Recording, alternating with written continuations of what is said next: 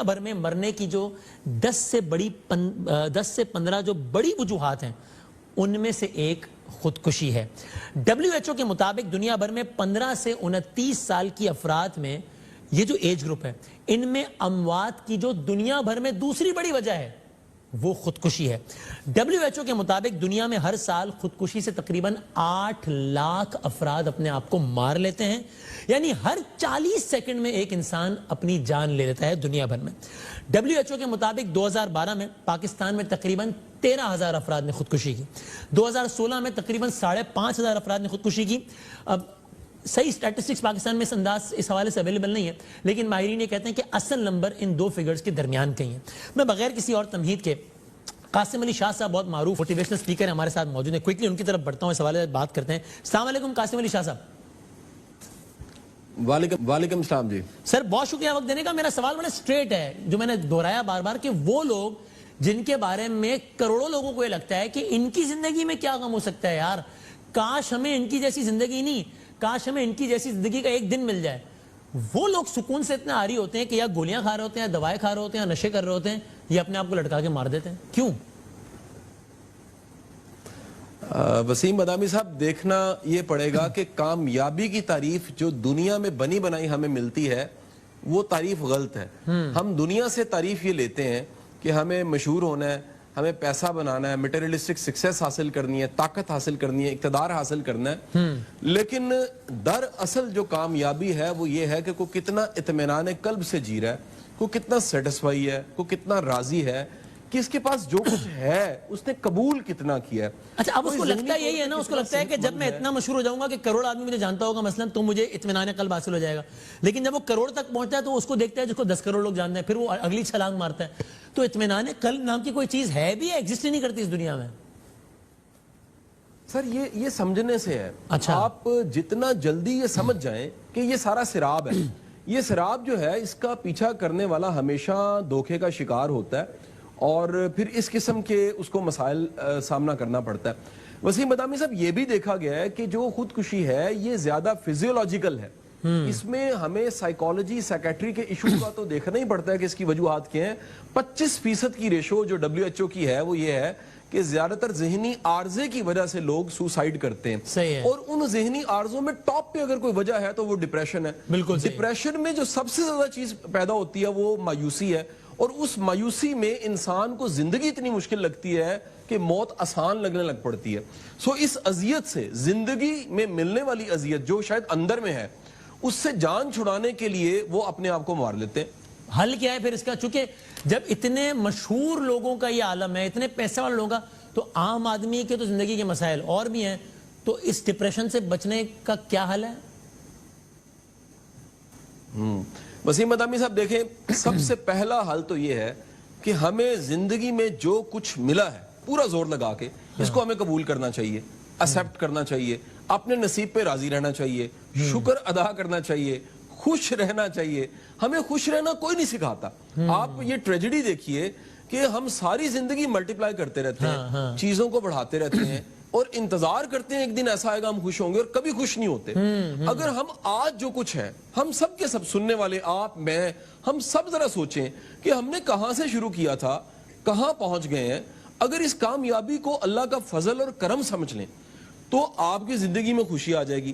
پھر آپ یہ بھی کمال دیکھیے کہ سوسائڈز ایک گڈ لک ہے کہ جتنے مسلم ممالک ہیں وہاں پر سوسائڈ کم ہے۔ جی ہاں، پاکستان میں بھی بہت کم ہے، وہاں پر ہے جہاں WHO کے فگرز کے مطابق بہت کم ہے۔ شکر ہے۔ اور آپ دیکھیے جہاں پر سوسائڈ کا رجحان زیادہ ہے وہاں پر جو ڈیفینیشن آف لائف ہے، پھر جو بلیوز کا کانسیپٹ ہے، پھر جو گاڈ کے ساتھ یا کریٹر کے ساتھ کنیکشن کا کانسیپٹ ہے، وہ بڑا ویک ہے، آپ کو کمزور ملے گا۔ آپ کو بڑے سوال ایسے جن کے جواب نہیں ملیں گے۔ مثال لیجئے، اگر ایک شخص کے ساتھ زیادتی ہوتی ہے، وہ کہتا ہے مجھے دنیا ہی نظر آ رہی ہے، مجھے انصاف نہیں ملا، یہ میرے ساتھ کیوں ہوا؟ مسلمان یہ کہتا ہے میرے ساتھ زیادتی ہوئی ہے، میرا ایمان ہے کہ اللہ مجھے میری زندگی میں اس کا صلہ دے دے گا، نہ دیا تو آخرت میں دے دے گا۔ یہ اتنا بڑا ایمان ہے، اتنا بڑا یقین ہے کہ آپ کو ڈپریس نہیں ہونے دیتا۔ آپ کا زندگی میں کوئی نقصان ہوتا ہے، آپ اللہ کی مرضی سمجھتے ہیں، اپنے اللہ کی مرضی۔ آپ کی ساری دعائیں انا ربی سے شروع ہوتی ہیں، میرا رب، میرا رب، میرا رب۔ میرے رب کی مرضی کو جب آپ قبول کرتے ہیں آپ کی زندگی میں سکون آ جاتا تو ہے. مسلمان کو تو مایوس ہونا ویسے بھی نہیں بنتا ہے اس کا مطلب ہے. اور سر ایک بات اور بتائیے بنتا ہی نہیں ہے. کہ یہ بھی ضروری ہے ہمارے معاشرے میں اس ٹیبو کو توڑنے کا, یعنی کہ اگر کسی کو ہاتھ میں چوٹ آ گئی ہے, کوئی پیر سے کچھ پرابلم ہو گئی اس کو, تو وہ بڑے آرام سے بات اپنے گھر والوں کو بتا دے گا کہ یار مجھے یہ پرابلم ہے, یار مجھے بڑا درد ہوتا ہے ہاتھ میں. لیکن کسی کو پریشانی ہے, ڈپریشن ہے, تو اپنے گھر والوں کو نہیں بتائے گا, اس لیے کہ سامنے سے کوئی یہ نہ کہیں, یا دوستوں کو بھی نہیں بتائے گا کیونکہ دوست کہیں پاگل ہو گیا, نفسیاتی ہے. تو یار تو ایک تو اس ٹیبو کو توڑنے کی ضرورت کہ بھائی بتاؤ, اور دوسرا ہے کہ اگر میرے ہاتھ میں زخم ہے تو میں ڈاکٹر کے پاس جاتے ہوئے نہیں شرماؤں گا. اسی طرح اگر دماغ میں بھی کوئی پرابلم ہے تو جاتے ہوئے نہ شرمائیں, یہ سوچ کے کہ یار لوگ کیا بولیں گے, کسی کو پتہ لگ گیا تو بولیں گے پاگل ہو گیا, تو نفسیاتی ہو گیا. وسیم مدامی صاحب, میرا خیال ہے کہ ڈاکٹر, سائیکالوجسٹ, سیکریٹریز بعد میں آتے ہیں, سب سے پہلے خونی رشتے آپ کے آتے ہیں. صحیح ہے. آپ دیکھیے کہ جو بھی سوسائڈ کرتا ہے, جتنی ریسرچ اویلیبل ہے وہ بتاتی ہے وہ آئسولیٹ ہونا شروع ہو جاتا ہے, وہ ریئلٹی سے بچتا ہے, وہ دوستوں سے ملنا چھوڑ دیتا ہے, وہ ریئلٹی کا سامنا نہیں کر سکتا, وہ اوائڈ کرنے لگ پڑتا ہے, لونلینس قبول کر لیتا ہے.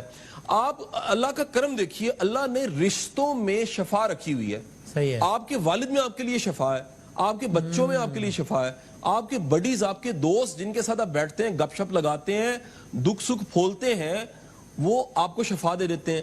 آپ کسی کا غم ہلکا کرتے ہیں, کسی کے کندھے پہ سر رکھ کے رو لیتے ہیں, آپ جائے نماز بچھا کے 2 نفل پڑھتے ہیں, اپنے گلٹ کو ختم کرتے ہیں, معافی مانگتے ہیں, آپ کو سکون مل جاتا ہے. پرابلم یہ ہوتی ہے کہ ہمیں شیئرنگ ہماری ختم ہو جاتی ہے, ہمارا ٹرسٹ کوئی نہیں کرتا ہم پہ, نہ ہم کسی پہ ٹرسٹ کرتے ہیں. آپ پاکستان میں کئی بیوروکریٹس کی سوسائڈز دیکھیے, آپ سب کے سب کی کہانیوں میں آپ دیکھیں گے یہ وہ پروفیشن کے لوگ ہیں جو شیئرنگ نہیں کر سکتے, جو تنہائی کا شکار ہو گئے, جو اکیلے ہو گئے, جنہوں نے کہا کہ اگر ہم بتائیں گے ہم کیا پرابلم فیس کر رہے ہیں, لوگ کہیں گے تم نے CSS کر لیا تھا, تم اتنے کامیاب تھے, تم اتنے مشہور تھے, تم صاحب اقتدار تھے, تمہیں یہ پرابلم فیس کرنی پڑی, 2 امریکہ سے تم نے ڈگری لی ہوئی تھی. میرا خیال ہے میں یہ کہوں وسیم صاحب, ساری زندگی ہمیں شیئرنگ رکھنی چاہیے.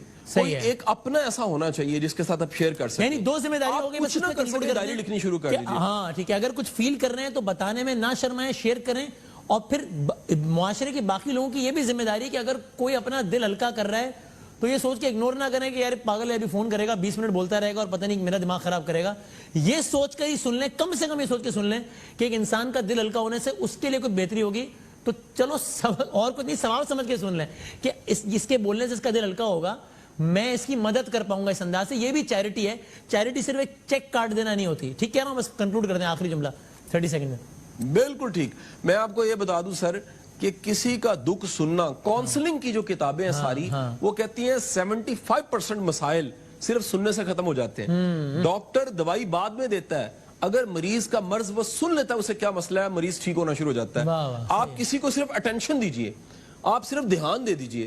آپ وہ بچے جن کے والدین ان کی تکلیف میں ان کو نہیں سنتے, بڑے ہو کے کرمنل سفاک بنتے ہیں وہ, اور وہ بچے جن کی طرف دھیان دیا جاتا ہے, ان کی تکلیف میں دیکھا جاتا ہے, وہ نارمل رہتے ہیں, ہیلدی رہتے ہیں, ہیلدی مائنڈ کے ہوتے ہیں. بہت شکریہ سر, جزاک اللہ.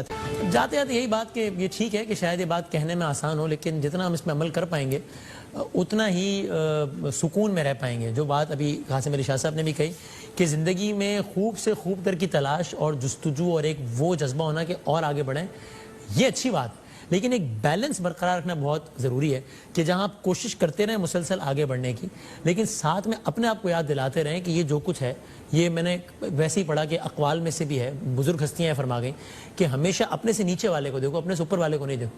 تو ٹھیک ہے, اپنے سے اوپر والے کو دیکھ کر اس کے قریب پہنچنے کی جستجو کرنے میں کوئی حرج نہیں, لیکن ایک مسلمان کے ساتھ ہمارا عقیدہ ہو کہ اتنا ہی ملے گا جتنا نصیب میں لکھ دیا گیا ہے, اور اس کے لیے ہم جائز ایفرٹ ضرور کریں, لیکن جتنا ہے اس پر خوش رہیں, اپنے سے نیچے والے سے اپنے آپ کو کمپیئر کریں تو زندگی سکون میں رہے گی. ورنہ دنیا کے امیر ترین انسان میں ہم بن جائیں گے تو بھی اس سے آگے کا خواہشات کا تو کبھی جو ہے وہ کنواں بھر نہیں سکتا. یہ احادیث سے بھی بات پتہ چلتی ہے کا مفہوم یہ ہے کہ اگر سونے کی 1 وادی مل جائے تو پھر انسان کی خواہش ہوگی 10 مل جائیں, 10 مل جائیں تو خواہش ہوگی کہ 100 وادیاں مل جائیں. تو اللہ تعالیٰ ہم سب کو راضی و رضا رہنے کی توفیق عطا فرمائے انشاءاللہ.